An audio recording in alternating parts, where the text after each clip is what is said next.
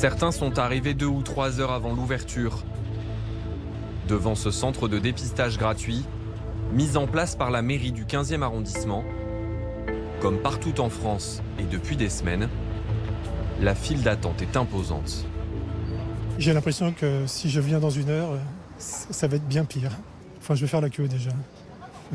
J'espère que ça ira. Ce matin-là, notre équipe croise surtout des personnes avec de légers symptômes ou d'éventuels cas contacts.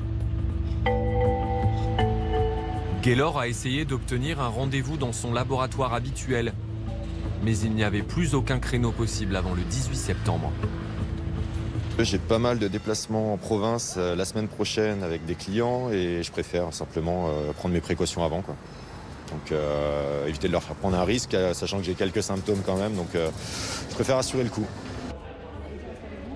Ici, chaque jour, entre 500 et 600 tests PCR sont réalisés, sans rendez-vous et sans ordonnance. Les équipes tentent de distinguer le degré d'urgence des dépistages, mais leur accès n'est pour l'instant pas réglementé. On aimerait bien prioriser même l'attente à l'extérieur. Essayer de faire 2 files. Une file où c'est pas urgent, les personnes n'ont rien, ils viennent pour se faire tester et puis c'est tout. Et l'autre file, c'est les gens qui ont soit des symptômes, soit des préopératoires, ou soit des contacts. C'est bon pour moi. Sur l'un des 4 stands, nous retrouvons Gaylor qui vient de passer le test. Verdict, c'est un peu douloureux quand même. Là, ça fait pleurer. Ouais. Et là, les résultats, dans combien de temps? J'espère le plus vite possible. J'ai annulé mes premiers rendez-vous de demain, lundi, donc j'attends pour les autres. Ces centres municipaux permettent parfois de se faire dépister plus rapidement, mais les délais d'analyse peuvent être très longs. Aujourd'hui, les délais sont entre 6 et 10 jours. C'est bien plus d'ailleurs que la période d'isolement qui est conseillée en cas de suspicion, quoi.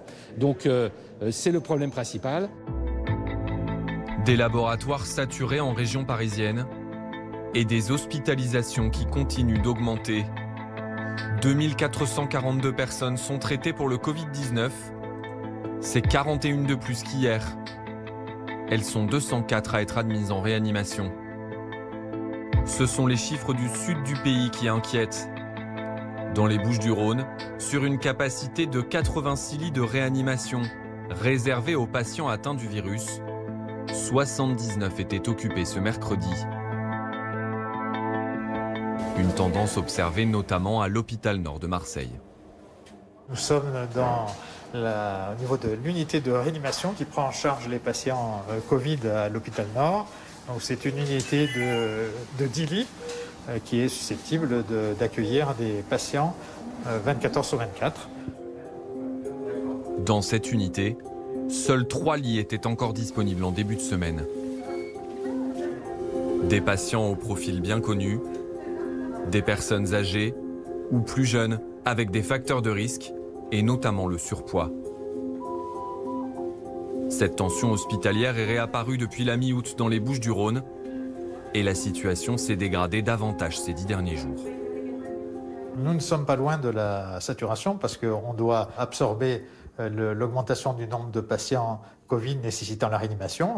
Pour vous donner une illustration, le chiffre a doublé en une semaine. C'est pour ça qu'on tenait à alerter la population dans son ensemble. Il faut évidemment être soucieux de cela. On ne pourra pas augmenter de façon indéfinie les lits de réanimation. Si la courbe ne s'inverse pas, il faudra envisager des transferts de patients dans d'autres régions ou, comme au printemps, des reports d'intervention hors Covid pour libérer des places. S'agit-il de la deuxième vague de l'épidémie? Ici, les soignants n'emploient pas ces termes. C'est une unité qui n'a jamais fermé. Donc on gardait encore des patients Covid pendant toute la période estivale. Je pense qu'on est mieux préparé en tout cas, avec des protocoles qui sont maintenant bien mis en place, même si effectivement on appréhende la suite et les semaines à venir. Pour parer à tous les scénarios, les hôpitaux publics de Marseille ont annoncé le déploiement de 17 lits supplémentaires en réanimation d'ici la fin du mois.